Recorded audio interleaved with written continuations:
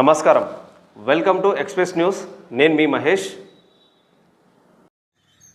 నేను మీ ఒగ్గు వినయ్, నార్కర్నూలు పార్లమెంట్ అభ్యర్థిని, విద్యార్థి రాజకీయ పార్టీ. మొన్న ఇప్పుడు ఎన్నికల్లో ఎంపీగా పోటీ చేశాను.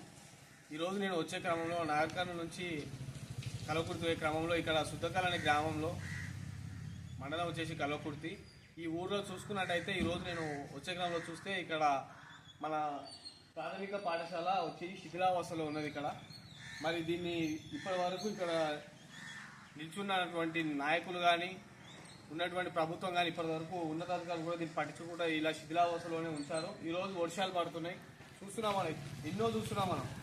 ఈరోజు ఎక్కడెక్కడ కూలిపోయి ఎంతమంది చనిపోతున్నారు. ఈరోజు శిథిలావస్థలో ఉంది. ఇక్కడ చూసుకున్నట్లయితే వీళ్ళు పెచ్చులు కూడా ఉన్నాయి. సార్ కెమెరా దగ్గర తింటాను.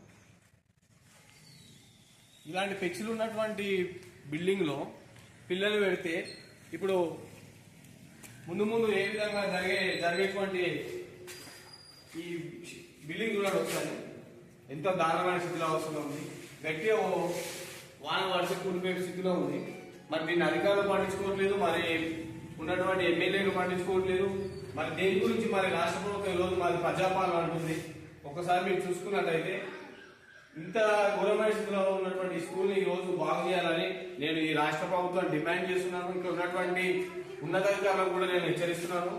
ఎందుకంటే రేపు ప్రాణం పోయిన తర్వాత అయ్యో పాపం అని చెప్పేసి వచ్చి సింపతి పోయే నాయకులు కాకుండా జర బుద్ధిని మీ పిల్లలు ప్రైవేట్ స్కూల్లో చదువుతారు, పేద విద్యార్థులు చదువుకునేటువంటి ఈ గవర్నమెంట్ స్కూల్ని జర బాగు చేసి ఈ శిథిలావస్థలో బిల్డింగ్ కూల్ చేసి కొత్త బిల్డింగ్ నిర్మించే విధంగా నిధులు కేటాయించాలని గౌరవ ఎమ్మెల్యే గారు కసిరెడ్డి నారాయణ గారు కోరుతున్నాను.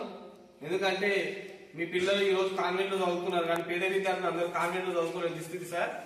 దయచేసి మీరు ఈరోజు ఎమ్మెల్యేగా గెలిచారు, దయచేసి మీరు అర్థం చేసుకొని ఈ ఉన్నటువంటి బిల్డింగ్ని మరమ్మతులు కాకుండా కొత్త బిల్డింగ్ కట్టే విధంగా ప్రణాళికలు రూపొందించాలని ప్రతి ఒక్కరిని కోరుకుంటున్నాను. మరిన్ని అప్డేట్స్ కోసం మన ఛానల్ని సబ్స్క్రైబ్ చేసుకోండి.